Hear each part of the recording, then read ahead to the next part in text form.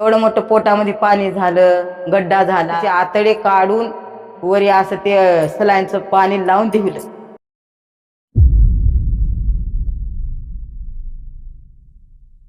देवाला धन्यवाद देते, परमेश्वराला. माझ्या जीवनात साक्षी घडलेली मी देवाला कळवते.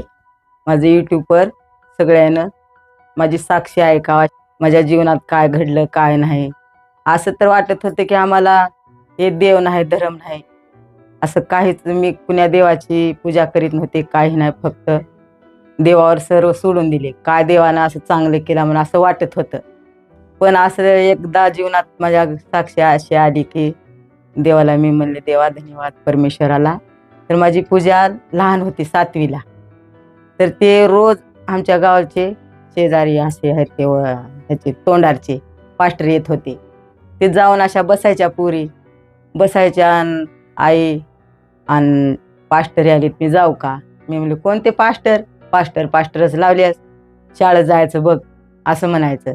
तर नाही आई, तसं म्हणायचं नसतं. देव बाप्पा लय परमेश्वर महान आहे आणि त्या देवाच्या द्वारे आपण जायचं आणि बसायचं.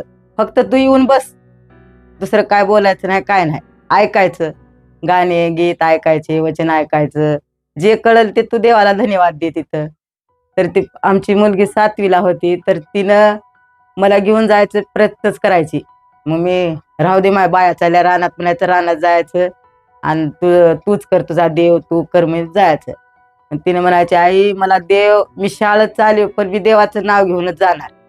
पण आतापर्यंत देवानं मला चालविलाय का? तर इथून मी मला चालवीन, तू बघ. असं एकलपणा समज जाऊ नको, मी एकटी आहे, माझं एक लेकरू आहे असं म्हणत जाऊ नको. परमेश्वर आपल्या संग आहे असं लेकरू म्हणायचं. तर मी मानलेच नाही या देवाला, मानतच नव्हते. देवाची मी पूजा करणे, काय करणे, कुठला देव आहे, आपलं काय चांगलं केलंय देवानं.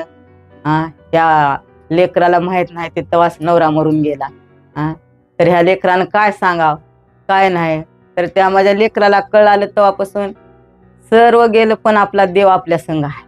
हे बाप आहे आपला, येशू आहे ते बाप आहे.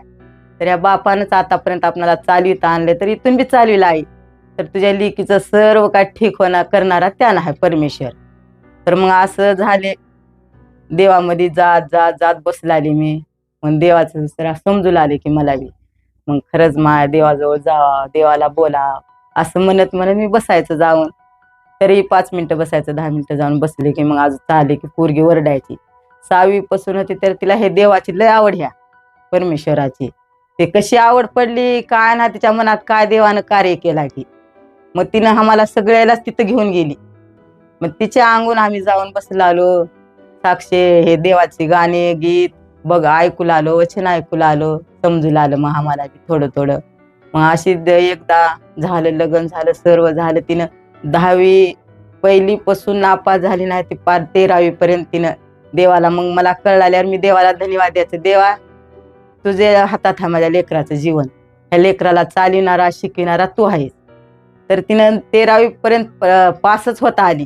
तू देवाला बोल, जसं आपणाला इथं सांगतीस तसं तू देवाला बोल, तुझे घर आणि देवाला सांग, लोकाला सांगून काय अर्थ आहे अशी म्हणायची.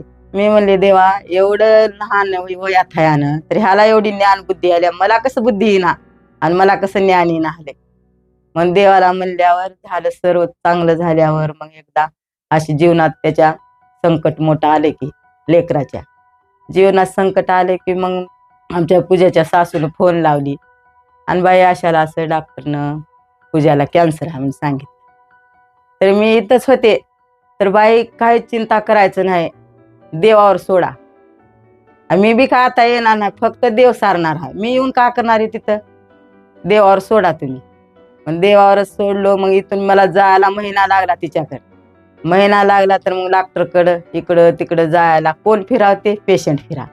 तर डॉक्टर लोक काय म्हणायचे गेले की पेशंट कोणता आहे, तर हे काय हेच आहे, हे बिमारी आहे म्हणून काय ओळखा पेशंटनं डॉक्टरनं.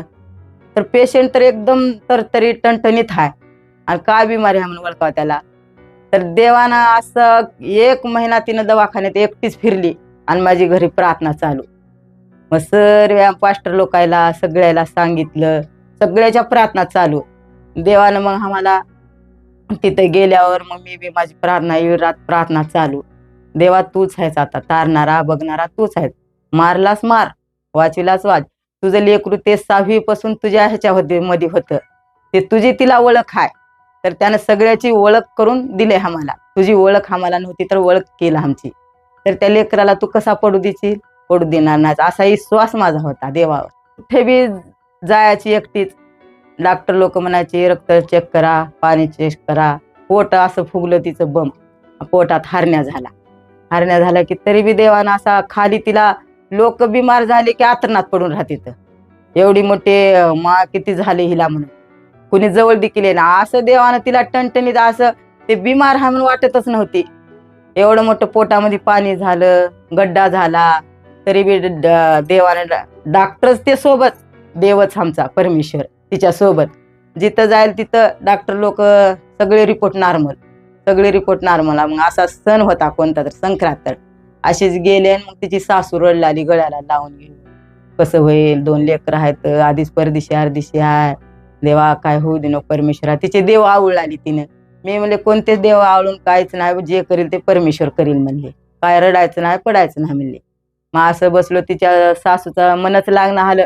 जाऊ लागली त्या डॉक्टरकडे. रिपोर्ट यायचा होता एक लास्ट तिचा, पाण्याचा रिपोर्ट. ह्या रिपोर्ट मध्ये काय येते ते बघूता म्हणलं होतं. तर मग ते रिपोर्ट आणाय गेली. रिपोर्ट 8 वाजा रिपोर्ट आला की मग तिनं त्या डॉक्टरनं म्हणलं की असं मला शालूबाई, माझ्या मनात जे शंका होती ते शंका नाही बघा, कॅन्सरची बिमारी नाही तुमच्या सुनेला. मग तिथूनच आली आमची हिन, पळतच आली की सुनेच्या गळ्याला पडलाली, किती बी रडलाली. देवाला धन्यवाद म्हणजे परमेश्वराला तारला तेवढ्यातून बी. मग ऑपरेशन करायचं होतं. ऑपरेशनला नेलं का ते गाठ काढण्यासाठी. मग देवाला म्हणले देवा परमेश्वरा, आता एवढं तर तरी तू त्या लेकराला फिरलायस, एवढेच तुझे उपकार माझ्यावर लय आहेत म्हणले. माझ्या लेकराला एवढ्या बिमारीतून बी तिला चलवीतच आहेस, पण तिला पडू दिला नाहीस घरात. का तापीने पडली नाही, खरंच हिला मोठा आजार आहे असं वाटलंच नाही. तेवढा आजार मोठा सांगितला डॉक्टरनं, पण का नाही ते आजार आहे म्हणून असं वाटलं नाही तिला. असं देवानं तिच्यावर एवढं हे केलं. तर केल्यावर मग डॉक्टर लोक म्हणले ते गाठ काढावं लागते, ऑपरेशन करावं लागतं, तर 4-5 लाख रुपये लागतात म्हणले. तर आता आम्ही कुठले काय नाही म्हणले सासूनं, कसं करा. मी म्हणले देव सारील म्हणले, जे करील ते देव करील म्हणले. मग डॉक्टर प्रार्थना केले, तर मग डॉक्टरकडे गेले. एवढ्याला एवढे पैसे आहे डॉक्टर साहेब, होईल का? 1-1.5 लाखामध्ये होते. देवाला धन्यवाद. मग गेले. 2 वाजा ऑपरेशनला नेलं. 3 वाजा लिकला घरात दवाखान्यातून बाहेर आणले. 3 वाजा सर्व तिचे आतडे काढून वरी असं ते सलाईनचं पाणी लावून दिलं तिचे आतडे. ते पाणी पोटात झालतं, गाठ झालती हरण्याची त्या बोंबीमध्ये. मग बोंबीतून असं पाणी येत होतं, तरी बी तिनं खाली अशी डगमगली नाही. देव माझ्या महाग आहे म्हणायची. जे करील ते देव करील म्हणली. मारला मारल, वाचीला वाचील म्हणल्यावर मग तिने हिंडतच राहिली 1 महिना सारखं दवाखाना. मग महिन्याच्या बाद तिचं ऑपरेशन झाल्यावर मग डॉक्टरनं सर्व काय ठीक आहे म्हणला, नादर झाले म्हणला, काय कसली बिमारी नाही काय नाही. तेवढ्या आतडे तिची बाहेर धुवून काढलं. तर ते 4-8 रोज दवाखान्यात राहायचं, तर 2 दिवसात डॉक्टरनं सुट्टी दिलं तिला. तर एकदम दवाखान्यावर टणटणीत झाली तिनं. देवाचे लय उपकार, देवाला धन्यवाद माझ्या परमेश्वराला. देवाने एवढी मोठी आमच्या जीवनात साक्षी घडवली. तर आता इथून बी आम्हाला त्यानं चालविणारा त्यानंच आहे आम्हाला. आम्ही कुणाचं आम्हाला धन नको, दौलत नको, फक्त आम्हाला परमेश्वराचा आशीर्वाद आहे. कुठं जाईल तिथं आम्हाला रोजची रोटी कोरभर देणारा त्यानंच आहे. परमेश्वर आहे तर लाखात एकच परमेश्वर आहे. कोणता देव नाही, धर्म नाही, काहीच नाही. एवढं देवानं जीवनात तर सर्वांना या देवाला धन्यवाद देवा परमेश्वराला. आणि सगळ्यांना माहिती करून ह्या देवाजवळ येण्यासाठी त्याला सहाय्य आणि मदत व्हावा परमेश्वराला. माझी एवढीच विनंती परमेश्वराला. जे आहे ते माझ्या जीवनातली मी साक्षी सांगितले. तर इथून बी जे कोणी माया बहिणी भाऊ बंद आहेत, तसं देवाजवळ जाण्यासाठी त्याला सहाय्य करा आणि देवाजवळ या. कोणता देव नाही का ना, फक्त आपला परमेश्वर आहे. आपल्या परमेश्वराला रोज तुम्ही धन्यवाद करा.